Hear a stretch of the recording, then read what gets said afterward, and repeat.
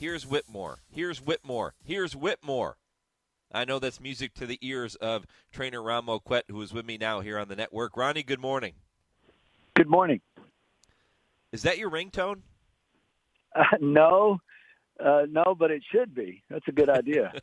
Yeah, it really should be. You know, I can't get enough of that call. I can't get enough of so many Whitmore moments, and we can never get enough Whitmore conversation here on the program. So I said, look, he's running in the Forego today. 8-year-old gelding. I got to get Ronnie back on the program. Just how cool is this horse, man? He's a blessing. I mean, there's nothing easy about him, but everything is. We're just lucky to have him. Has he gotten more obstinate in his older age? No, I'd say the same obstinate. I mean, he doesn't change. Every day he's okay with this. He'll challenge you with that. He's happy to do this, and he'll let you know he don't like this. I mean, he's just 100% honest. If he doesn't like it, you know it. Do you still go back and watch that Breeders' Cup Sprint from time to time?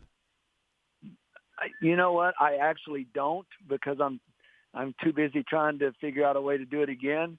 But if it's ever on, I don't walk away from the TV, After he crossed the finish line, I know that you celebrated, and it was fantastic, and you and I talked after the race. But as you started to look toward his 2021 campaign, obviously that was the ultimate goal, to get back to the Breeders' Cup Sprint, defend the title. What was your approach coming into this year with his schedule? Well, it was just keeping the focus on the main prize. He's not got a stallion career ahead of him. I don't want to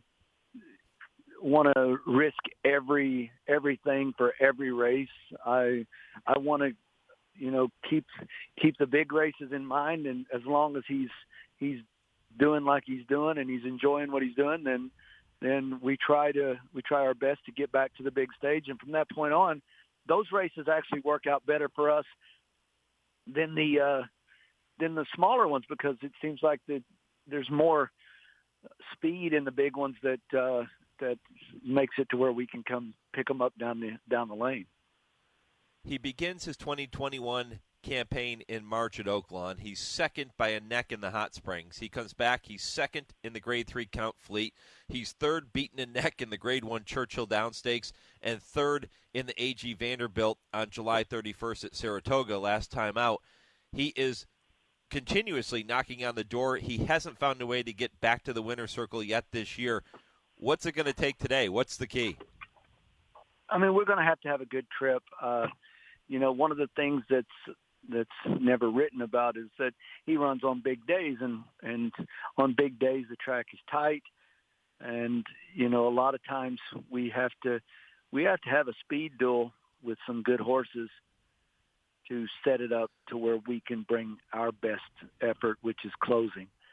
And sometimes speed carries, and that's fine. I mean, we're going to be beat sometimes by horses that shouldn't beat us on talent level because of a pace scenario, but we're also going to win our share of races that maybe we shouldn't have won because of pace schedule or pace, so we just let it shake out, and we put him in a position to run his race. And then we, as long as he comes back happy and healthy, then we reshuffle the deck and get him ready for the next race. What have the 4 weeks been like since that A.G. Vanderbilt race on July 31st? It's been very good training for him up here. Saratoga has a very good, an obvious commitment to the safety, and the track is good, and horses seem to do well when they're up here. And we've left him here. He didn't travel anywhere, so he stayed here and got to train. So we didn't have to ship. So all that part is good. I'd say he's had a bunch of really good days of training, and we think that we're leading over a very capable horse of winning the race should things work out our direction. I know you spend a lot of time following not just your horse, but a lot of the horses, especially in that sprint division. When you have a horse like Whitmore, size up the competition for me in today's Forgo. Some of the other horses that he's going to have to obviously all of them, but a couple of the horses that when you take a look at this race, you say, okay, here's who we got to keep an eye on. Okay, well, I mean, obviously there's two horses in there that are wild cards. Mischievous Alex is on the rail. That's a very nice horse who's run very good races. He's won the Grade 1 Carter. You don't do that on accident, you know. Yep. And then Yalpan, who's coming in here. He went off as the Breeders' Cup favorite as a 3-year-old, and now he's coming in this race, coming off of a freakish effort at Pimlico. So I think he's a formidable horse that is just we don't know what they're going to do. If either one of those guys run their good races, then they're definitely going to be contentious. And then the old tried and trues, the Mind Control, the Frenzy Fires, those are very good horses as well. And you know, in a race like this, there's so many decent, good horses, classy horses, that whoever gets things, you know, in their favor has a definite edge. I was looking through the card, you know, this field is top to bottom. Some of the nicest horses in the division. And, you know, if you take this race and the race out at, I think it's the Pat O'Brien out at Del Mar, Yep. This is a preview. This is everybody's here. They're all present and accounted for. You look at both of those races, and you're going to see your top choices for the Breeders' Cup Sprint. So if you want to see what scenarios work out better for who and for a handicapper, if you're not glued to these races, then you're missing out on some information you'll need the first Saturday in November. Yeah, your old Whitmore's rival, CZ Rocket, going to the post is likely the favorite in that Pat O'Brien later today at Del Mar. He's got that showdown with Flagstaff out there. So, as you said, this is Ronnie, this is a very, very deep division. It's a very difficult division to compete in. And now today you even have to compete with Lexingtonian, who is the horse that upset the apple cart against you in the AG Vanderbilt last time out. So so many top contenders. This is Lexingtonian's distance. You know, that's the thing, too. Is 7 furlongs with anybody that's handicapping this. 7 furlongs is not 6 furlongs. And it's so far away from 6 furlongs that everybody thinks, well, it's just a little bit further. No, it actually sets up completely different. And sometimes you'll have horses that prefer that distance. We don't see it very often. So you get a horse, you know, like him that I mean, he's won 2 of his big races have been at 7 furlongs. And then you've got Mind Control, who, if there is a specialist, it's him. He's won 5 races at 7/8. You know, a lot of horses in here hasn't run the distance 5 times. Yep. He's got 5 wins and almost $1 million at today's distance. So you count in the specialist distance of 7 furlongs, you come up with a really unique gambling opportunity if you feel strongly about one of these.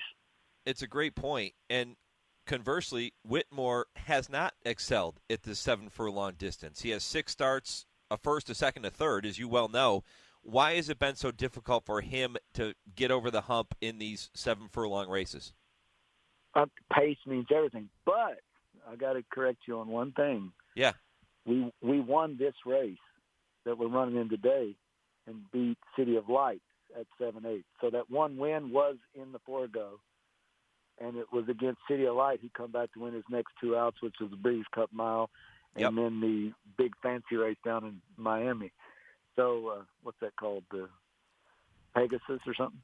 So he has done well at this distance, but it all depends on what kind of pace goes.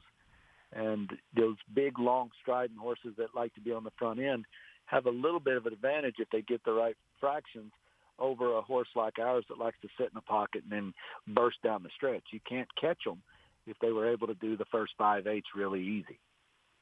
You know, one thing's for sure, Whitmore doesn't need to take his track with him. He shows up, he runs wherever he goes, and he would do the same. We know he'll do the same at Del Mar if all things being equal and he makes it out there in November. Have you given any thought, Ronnie, or is it too early to think about what the next steps might be after today's Forego?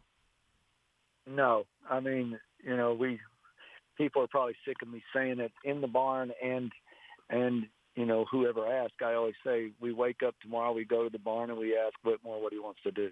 Yeah. And, yeah. You know, from that point on, we make our decision from there. I have tentative plans. Would I like to run in the Phoenix? Yes. Would we like to go to the Breeders' Cup? Both of those races are on our radar. But if it means I can have a better shot of winning the sprint and avoiding the Phoenix, then we got to do whatever. And if it means we don't run in any of them and we find something else, then that's what we have to do. But we schedule working backwards from the Breeders' Cup, and the recipe of going to the Phoenix has always worked out well for us. You know, I just pulled up the chart of his Forego win in 2018. You mentioned City of Light, who was second.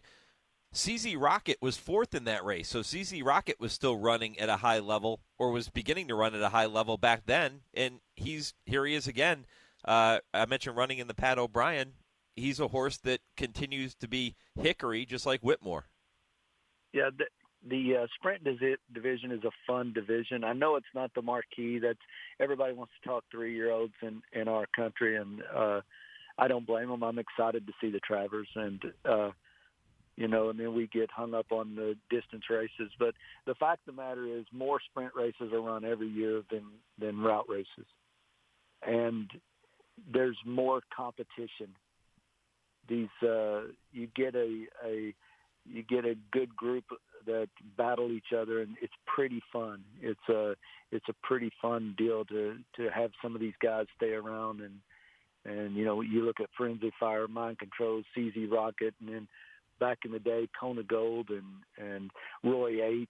and all those guys were sticking around and running, and it gives the fans and the gambler a chance to become familiar and to gain rooting interest. And for me, it's like the 100-yard dash in the Olympics. I mean, you know, I don't care how excited you are to watch the mile or how excited you are to watch the marathon, hurdles, or whatever. Everybody wants to see the 100-yard dash in the Olympics, and that's what the sprints are. Yeah, no doubt about it. Ron Moquett with me here on the Horse Racing Radio Network. Ronnie, I'll let you go. I know it's a busy day. Always appreciate the visit and a little bit of time. Go get it done with Whitmore today. We'll be cheering, and have fun, my friend. Thank you very much. We'll try our best.